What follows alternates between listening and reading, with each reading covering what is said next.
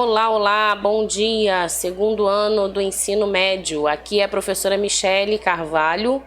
Vou gravar essa aula para vocês. É uma revisão, tá? Para a prova final. Então você deve ter pego essa lista já, deve ter feito e a gente então vai corrigi-la, tá? Caso você não tenha feito, você acompanha aqui a explicação e aproveita, né, para fazer junto comigo, tá bom? Não deixe de praticar, estamos aí na reta final, precisamos então concluir, né? Vamos lá?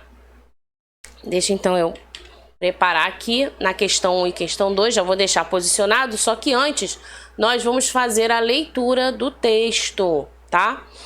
Que vai ser a referência para essas duas questões aí, ok? Então vamos lá, deixa eu só aqui, ó. Seu texto tá em mãos, né? Então, deixa eu aumentar aqui um pouquinho. Ok. O título é o seguinte: acidente na estrada, tá? Eu vou fazer a leitura, você acompanha aí também. Todos os anos eu passava as férias de julho na fazenda dos meus tios no interior do Rio de Janeiro. Os fatos que vou contar aconteceram em 1989, quando eu tinha 17 anos. Eles mudaram minha fé e visão de mundo. Meu tio, 2 primos e eu estávamos jogando baralho enquanto esperava minha tia terminar o jantar. A fazenda era muito antiga, minha família morava ali há várias gerações. Infelizmente, nessa época, não havia eletricidade no campo.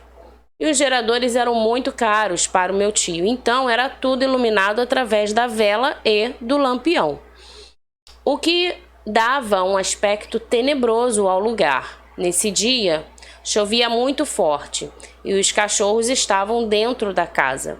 Mesmo assim, estavam muito inquietos. Eu não gosto quando eles estão assim, sempre acontece algo estranho, disse o meu tio apontando os cachorros. Todos nós rimos do comentário que no momento pareceu engraçado.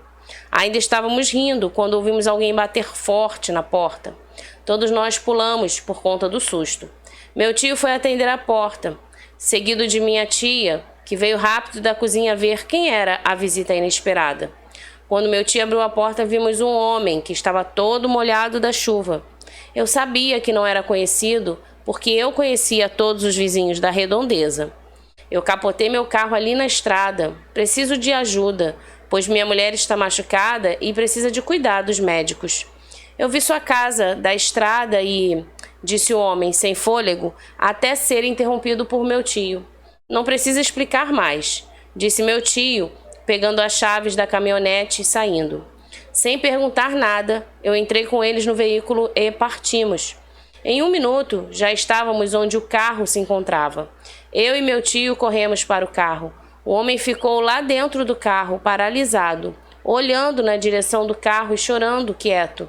Eu e o meu tio agachamos para ver a situação da mulher dele e, para nosso choque, ali estava o homem que bateu na porta da fazenda, todo ensanguentado.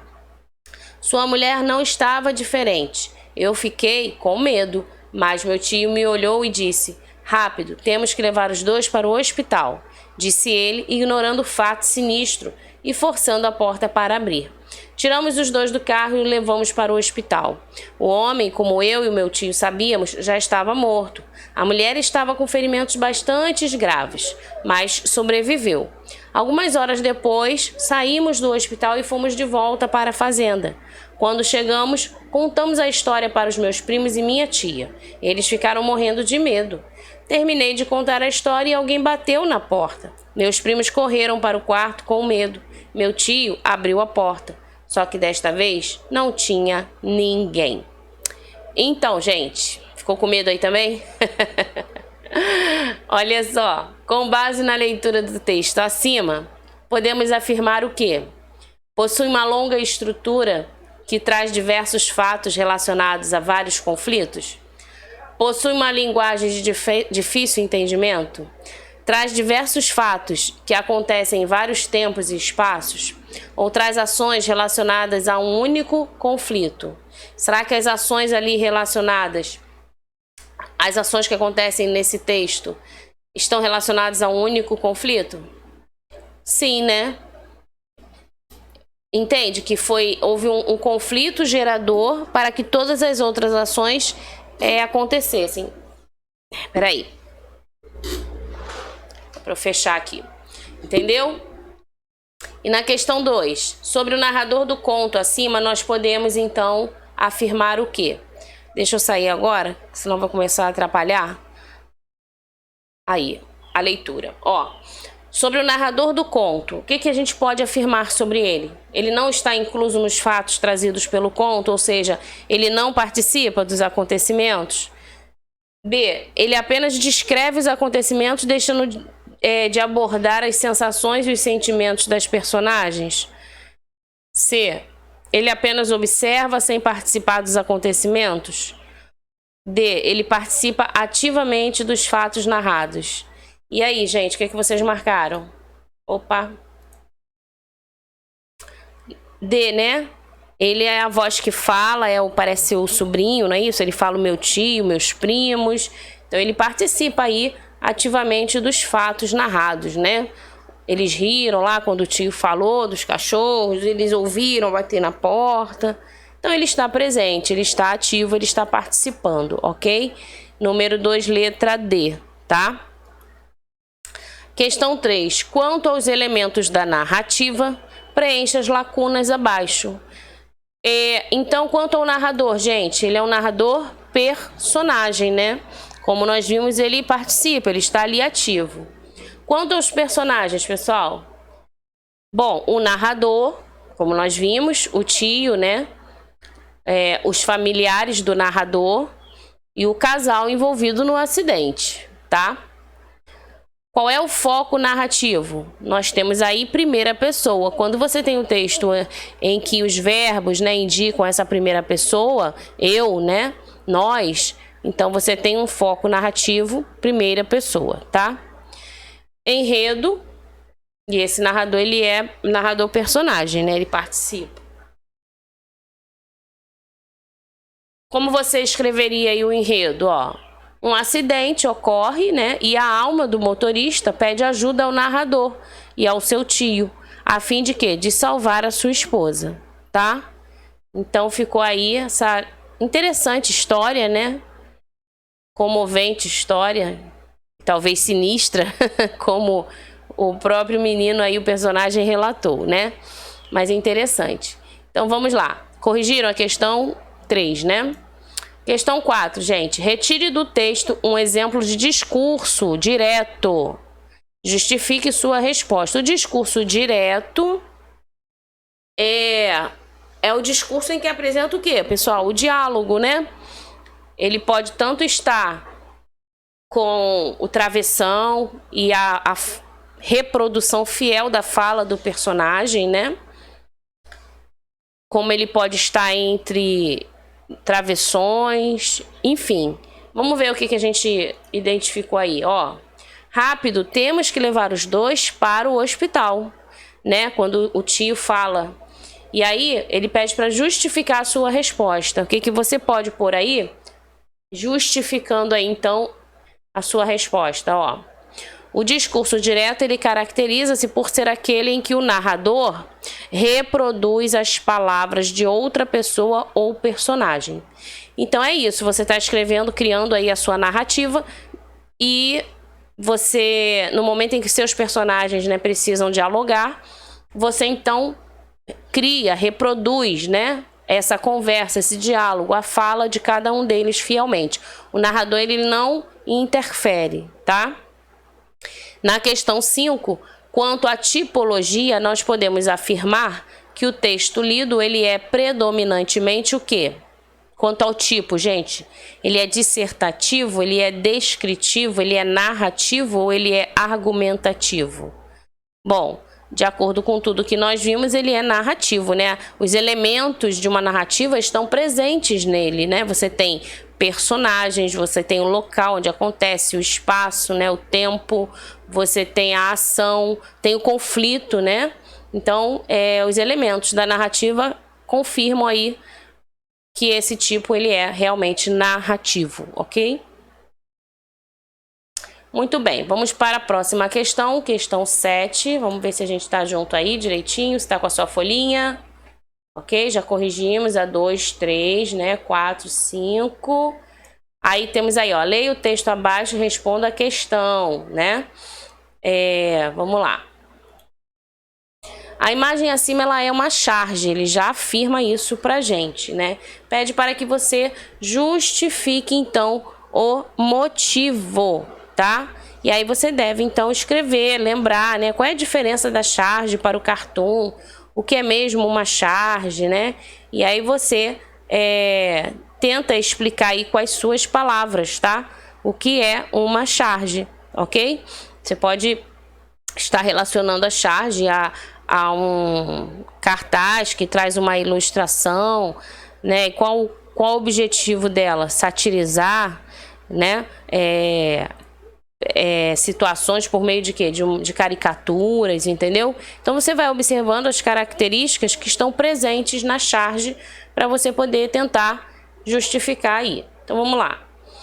Apresenta uma crítica sobre um assunto temporal e específico, né? Poderia escrever mais coisa? Lógico, gente, claro, tá? Isso aqui é só uma sugestão de resposta, ok?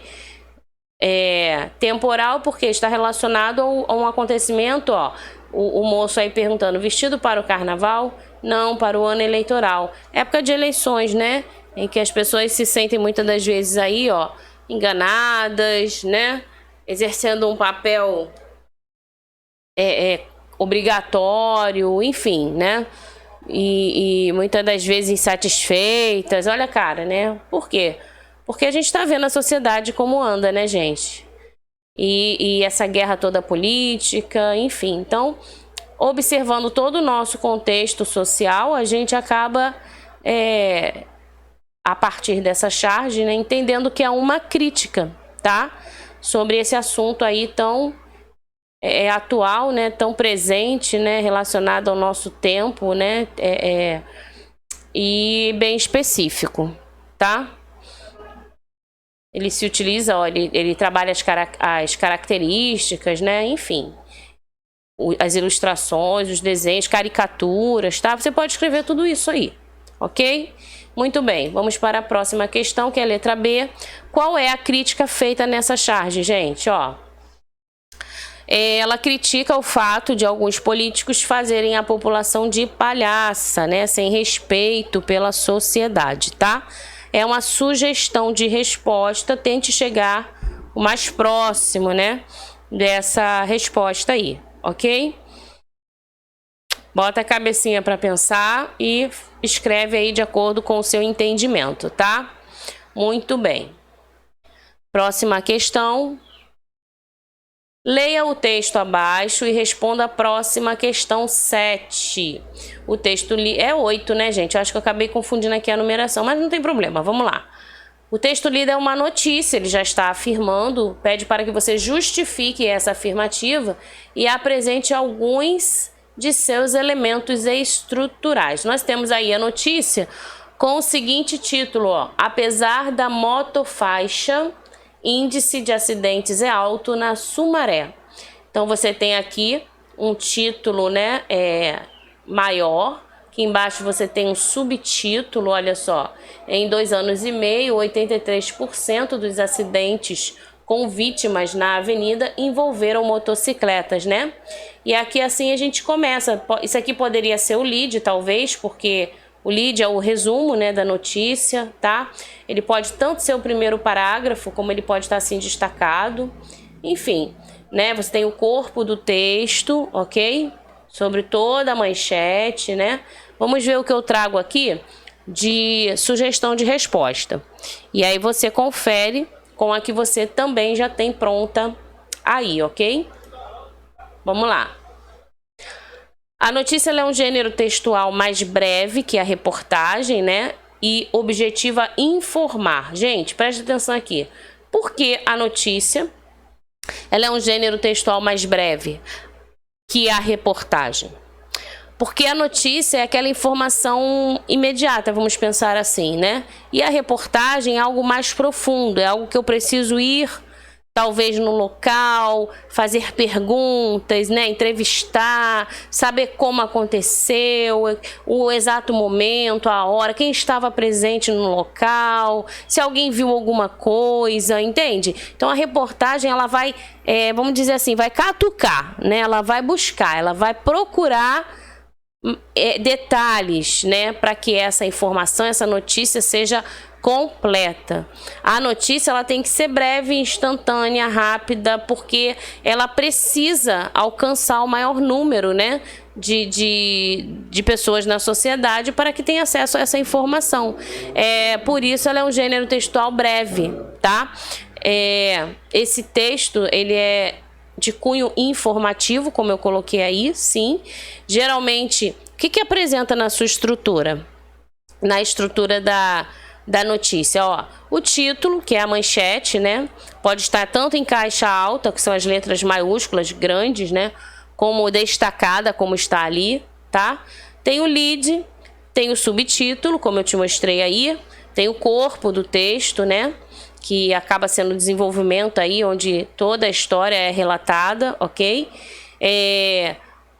No caso de uma notícia assim de jornal, até online, né? A presença também de imagens, tá? De fotos, tá?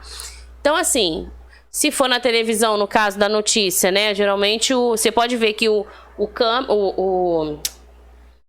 apresentador, né, ele dá a notícia e depois ele joga a imagem lá para o repórter, para alguém que está no local e que aí vai trazer maiores detalhes, não é assim? Então, muito bem. Aí continua aqui, ó, veiculado nos meios de comunicação, linguagem formal, clara e objetiva, tá? Porque, gente, justamente, né, texto informativo, então, linguagem objetiva, ok? Textos em terceira pessoa, tá? Porque torna o texto impessoal, né? Quem informa, quem apresenta não precisa opinar, ok? Os fatos são reais e atuais, tá? Então isso aí tudo representa aí, faz parte, são características, né? Desse gênero aí, notícia, ok? Tranquilo até aí? Tudo bem? Beleza, então vamos lá, vamos seguindo para a próxima questão. Por que o texto é classificado como fábula? Então nós vamos ler, né? Vamos ver se tem ele aqui na lista, antes da gente ir lá responder. Logo depois da notícia, ó, temos um texto aí, vamos lá. E começa assim, acompanha aí comigo, gente. Ó, tenho pena de você, disse uma vez a lebre à tartaruga. Obrigada a andar com a tua casa às costas. Não podes passear, correr, brincar e livrar-te de teus inimigos. Guarda para ti a tua compaixão, disse a tartaruga, pesada como sou, e tu, ligeira como te gabas de ser. Apostemos que eu chego primeiro do que tu a qualquer meta que nos proponhamos a alcançar. Vá feito, disse a lebre, só pela graça aceito a aposta. Ajustada a meta, pôs a tartaruga a caminho. A lebre que havia, pesada e remando em seco, ria-se como uma perdida e pôs-se a saltar, a divertir-se, e a tartaruga ia-se adiantando. Olá, camarada, disse-lhe a lebre, não te canses assim. Que galope é esse? Olha, que eu vou dormir um pouquinho. E se bem o disse, melhor o fez. Para escarnecer da tartaruga, deitou-se e fingiu dormir, dizendo, sempre hei de chegar a tempo. De súbito, olha, já era tarde.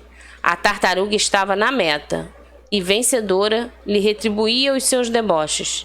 Que vergonha! Uma tartaruga venceu em ligeireza a uma lebre. Bom, gente, vocês conhecem, né? Esse texto, ele é uma fábula, sim.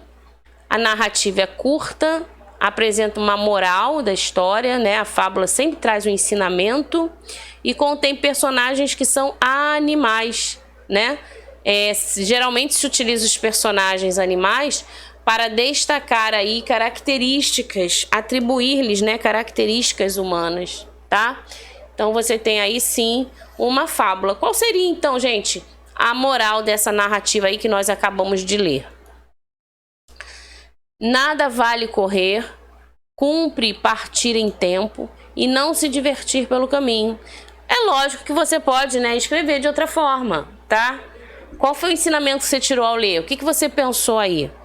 Né? Poxa, a lebre ficou zombando, a lebre queria se dar bem, e ela tinha tudo para se dar bem, mas no meio do caminho ela parou, né? Ela se achou tanto, né?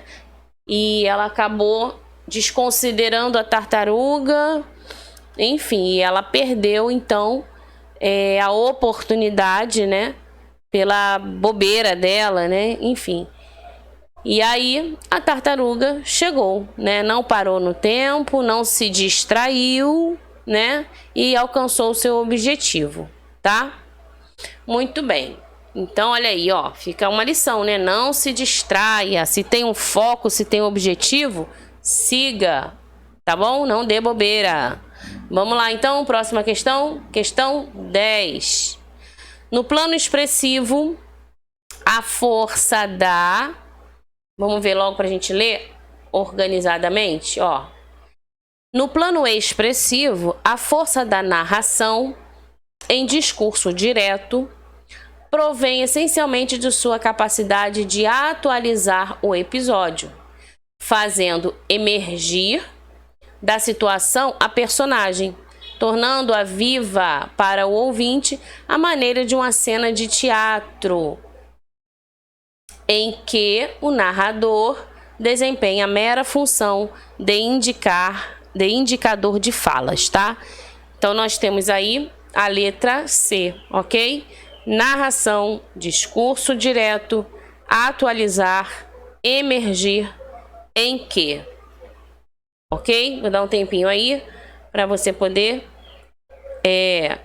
copiar, corrigir, escrever de forma correta, tá bom? Ok? Muito bem. Tá? Questão 11, gente. Sobre o discurso indireto. O que é correto afirmar? No discurso indireto, o narrador ele utiliza suas próprias palavras para reproduzir a fala de um personagem. O narrador é o porta-voz das falas e dos pensamentos das personagens. Normalmente é escrito na terceira pessoa. As falas são iniciadas com o sujeito, mais o verbo de locução seguido da fala da personagem. Ou no discurso indireto, as personagens são conhecidas através do seu próprio discurso, ou seja, através de suas próprias palavras. A gente está falando do discurso indireto. Então, nós temos aqui, ó, no discurso indireto, as personagens são conhecidas através do seu próprio discurso, ou seja, através de suas próprias palavras, tá? No discurso indireto, ok? Marcou aí?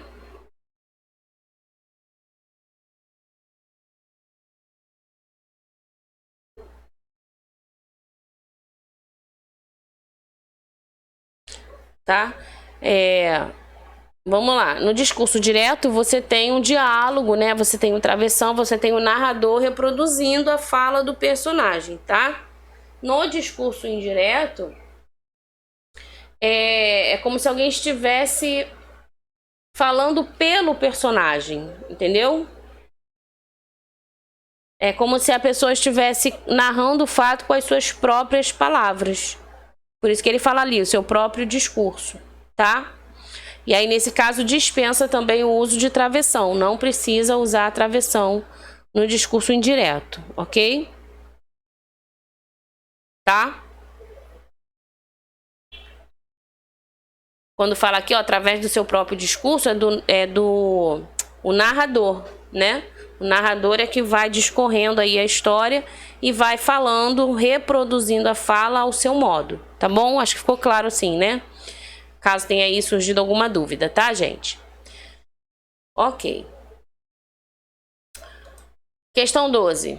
O fragmento acima em que há referência a um fato sócio-histórico, o recenseamento, apresenta características marcantes do gênero. Vamos ver aqui se tem texto, questão 12. Vamos lá. Ó, tem um trechinho, vamos fazer a leitura? São Paulo vai se recensear. O governo quer saber quantas pessoas governa. A indagação atingirá a fauna e a flora domesticadas. Bois, mulheres e algodoeiros serão reduzidos a números e invertidos em estatísticas. O homem do censo entrará pelos bangalôs, pelas pensões, pelas casas de barro e de cimento armado, pelo sobradinho e pelo apartamento, pelo cortiço e pelo hotel, perguntando: quantos são aqui? Desculpa, gente, só um minutinho.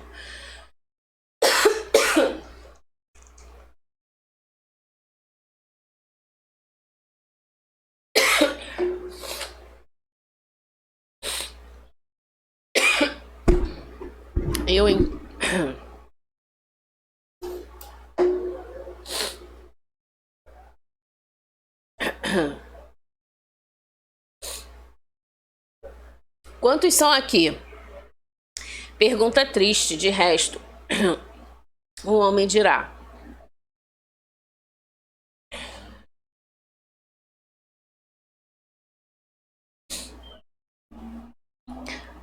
aqui havia mulheres e criancinhas, agora felizmente só há pulgas e ratos. E outro: amigo, tenho aqui esta mulher, este papagaio, esta sogra e algumas baratas.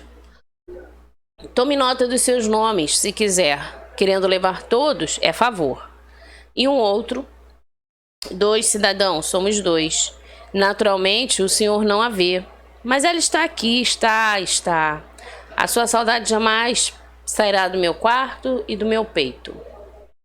Rubem Braga, né? Bom, gente, nós temos aí uma crônica, né? Uma crônica. O recenseamento, ele é real, né? E Rubem Braga, com a sua particularidade aí de considerar, de escrever, né? Ele traz essa questão subjetiva aí, como cada um receberia, né? O pesquisador aí do recenseamento. E diante de tantas circunstâncias e situações vividas, né, como as pessoas reagiriam e falariam, né, se fosse realmente verdade, né, se elas pudessem, enfim. Então tá aí uma crônica, tá, gente? Muito interessante. Questão 13. Eu acabei me engasgando aqui, não sei por que falando. Mas vamos embora, vamos continuar. Já está terminando. Questão 13. Com base na questão anterior, aponte as principais características desse gênero textual. Texto curto, contendo poucos personagens, constituído de tempo e espaços limitados, que sobretudo capta flagrantes da vida real, emprego de linguagem acessível ao leitor e abordagem de fatos do cotidiano, tá? Questão 14. A partir de suas características, podemos identificar os textos acima como exemplos do gênero textual, carta do leitor. Então, gente, aqui você deve ter, ó, esses dois textos, tá vendo? A reportagem tratou sobre o consumismo e o texto 2. Sou mãe e professor e sei bem quanto dizer não é importante, mas ao mesmo tempo sofrido. A reportagem abordou vários elementos, tá vendo? Então são cartas aí dos leitores, tá? Tem a assinatura deles, ó, aqui, ok? E aqui também no final, tá bom? Então nós temos aí exemplo de cartas, tá? Carta do leitor. Questão 15. Os dois textos apresentam como tema central o mesmo assunto, a necessidade de os pais dizerem não aos filhos, né? Então aí está o assunto. Na questão 16, os leitores se manifestam positivo ou negativamente em relação à reportagem. Então, embora não seja possível saber com certeza qual era o teor da reportagem, percebe-se que os leitores se manifestam positivamente em relação ao conteúdo, tá?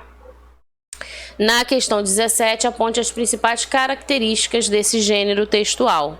Então, olha, um texto argumentativo que objetiva divulgar a opinião de um leitor em relação a uma reportagem. Então, você teve acesso à reportagem e você também quer opinar, né? Quer mandar aí a sua ideia, seu pensamento sobre o assunto. Então, você escreve uma carta do leitor. A matéria é publicada em jornais e revistas, também é característico, né? E proporciona um feedback, não é isso? Dos leitores, tá? Última questão. No trecho, por isso gostaria de parabenizá-los, a palavra em destaque faz referência aos editores da matéria, né? Ele gostaria de parabenizá-los, parabenizar a quem? Aos editores da matéria, ok, gente? Muito bem. Desculpa aí o meu momento de tosse, né? Mas não... Enfim, acontece. Eu vou encerrando por aqui, espero que você tenha conseguido acompanhar a correção. E eu vou aproveitar para beber uma aguinha, tá bom? Fica com Deus. Tchau, tchau. Até a próxima.